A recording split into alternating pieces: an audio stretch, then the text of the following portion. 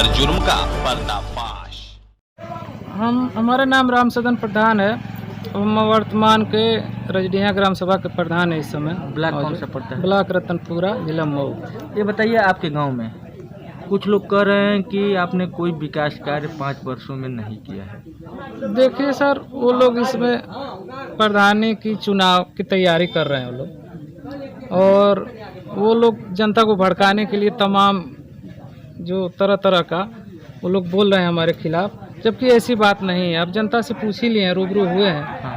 हमने अगले जो पंचवर्षीय योजनाओं में जो भी प्रधान विकास का कार्य किए हैं, उन 5 लोगों के बराबर मैंने अकेले कर दिखाया है। करीब 2-3 किलोमीटर खड़ंजा कराया हूँ। कायाकल्प का जो काम है, नेरुआडी एक विद्यालय था, वो एकदम पूरा खाली पड़ा था। स्कूल का जो कमरा था उसके अलावा वहाँ कुछ भी नहीं था। 200 मीटर लंबी उसकी दीवारें थी दूरी जी। और चारों तरफ हमने उसका पूरा बाउंड्री बनवाया है, उसमें गेट लगवाया है। उसके अलावा वहाँ आंगनबाड़ी का निर्माण कराया है। दूसरे विद्यालय पर मॉडल शौचालय हमने बनवाया है, और 2-3 और विद्यालय हैं। एक रतोई से जुड़ रहा है, उसको हमने खड़ंजा से जोड़ दिया है।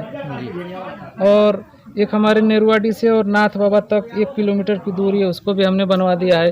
और भोजवरी गांव एक है, वहाँ भी हमने करीब 900 मीटर खड़ंजा करवाया है। ऐसे तरह तरह तमाम हमने विकास का करीब 300 की लगभग हमने गांव में शौचालय वितरण किया है।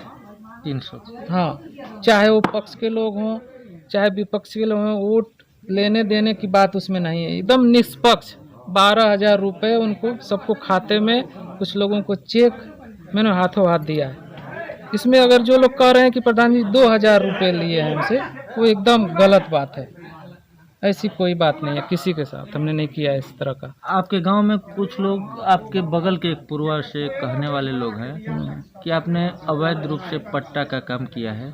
क्या ये सच है? नहीं, ये सच नहीं है। देखिए, जो हमारे ग्राम सभा में, हमारे प्रॉपर नेरुआडी गांव में 3 बीघा जमीन थी बंजर की, और 2 बीघा जिसमें विद्यालय बना हुआ है वो जमीन। ये दोनों जमीन 5 बीघा हमारे बगल के सटे हुए रतोई ग्राम सभा के लोग उसको वर्षों से कब्जा किए हुए थे। और हमारे गांव में दीवार से बाढ़ के समय में बहकर 98 से यहाँ पर आकर और अस्पताल की ज़मीन में बसे हुए थे। उनके घर बनाने के लिए ज़मीन नहीं थी। अनुसूचित लोग भी हैं उसमें, कुछ ओबीसी के लोग हैं। मैंने उन्हें, भूमिहीन है चूँकि, उन्हीं लोगों को मैंने वो ज़मीन पट्टा किया है। मतलब आपने जो भी पट्टा किया है भूमिहीन लोगों को किया है। दूसरा, उसमें जो मौके पर जो उनका कब्जा है वो ज़मीन भी पट्टा किया, आवासीय पट्टा किया है। ऐसा कोई गलत किसी जैसे पैसे वाले को, चाहे अधिक ज़मीन वाले को पट्टा करना, ये कोई नहीं, हमने नहीं किया है। आपके गांव में एक 2011-10 में समझौता अम्बेडकर ग्राम जिस समय था आपका गाँव, उस समय एक सामुदायिक केंद्र बना था। उसकी हालत बहुत इसमें खस्ता है। उसको लेकर आप क्या कहेंगे?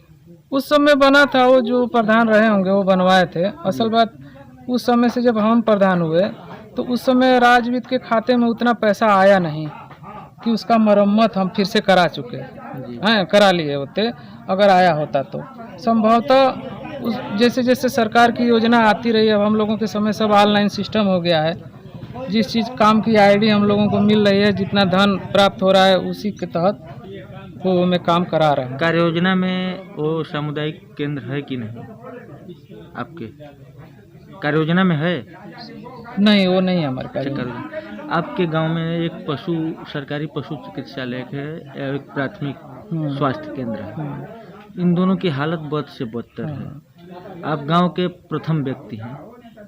गांव में सरकारी संपत्ति है, वहाँ पे सरकारी लोग कर्मचारी भी बैठते हैं, वहाँ पे भी स्थिति बद से बदतर है। उसके लिए आप क्या कहना चाहेंगे? उसके विषय में देखिए, जब दोनों एलोपैथिक अस्पताल और पशु अस्पताल जब से बना, तो पशु अस्पताल का तो उद्घाटन ही नहीं हुआ कि उसमें डॉक्टर लोग आकर रहें, जबकि उसमें बहुत काफ़ी धन खर्च हुआ सरकार की योजना से। बाकी उसमें कभी कोई डॉक्टर नहीं आया, उसको ऐसे जो है लावारिस छोड़ दिया गया। और अब गांव के ही लोग उसी में जो है जानवर को बांधना छोड़ना, उसी में जो है पूरा क्षतिग्रस्त, उसकी बाउंड्री टूट गई, सब दरवाजे खिड़की गेट सब लोग निकाल कर लेकर चले गए। उस पर हमने कई बार एप्लीकेशन भी दिया। सीएमओ साहब से जाकर सूचना हमने लिखित दिया तो सीएमओ साहब कहे कि अब गांव के अस्पताल की ज़मीन है, उसमें कोई अवैध कब्जा कर रहा है तो हम चलें उसको देखने कि यहाँ अस्पताल संभालें। तो राजस्व का मामला है, आप राजस्व से निपटिए। कई बार हमने उसको लिखित एप्लीकेशन भी दिया था एसडीएम महोदय के यहाँ, बाकी उस पर कोई वो नहीं हो पाया। आपके गांव में कुछ लोग बताएं कि मनरेगा के तहत अभी कोरोना काल में लॉकडाउन समाप्त होते ही जिनको रोजगार देना था, उनके तहत आपने इस वर्ष कार्य नहीं कराया। असल बात इस वर्ष काम हम नहीं करा पाए इसलिए कि हमारे यहाँ जो सेक्रेटरी थे, फरवरी माह में हमारी बच्ची की शादी थी, हम उसी शादी में व्यस्त हो गए थोड़ा, और कायाकल्प का काम जो चल रहा था उसी कायाकल्प के काम का पेमेंट करने की बात आई तो सेक्रेटरी बिना हमसे बताए 85,000 रुपये अन्य किसी फर्म पर भुगतान करा लिए। अब ये चीज़ जब हमको जानकारी हुई तो हम उनसे कहा कि भाई ऐसा आप क्यों धोखा किए हैं, और इसी बात को लेकर विवाद हो गया। तो हमने सीडीओ साहब के यहाँ, डीपीआरओ साहब के यहाँ, डीएम साहब के यहाँ तमाम उसके खिलाफ जो भी था हम उसको अवगत कराए, और लॉकडाउन के चलते वो जो है ट्रांसफ़र नहीं हो पाया, इसीलिए हमारा नरेगा का काम प्रभावित।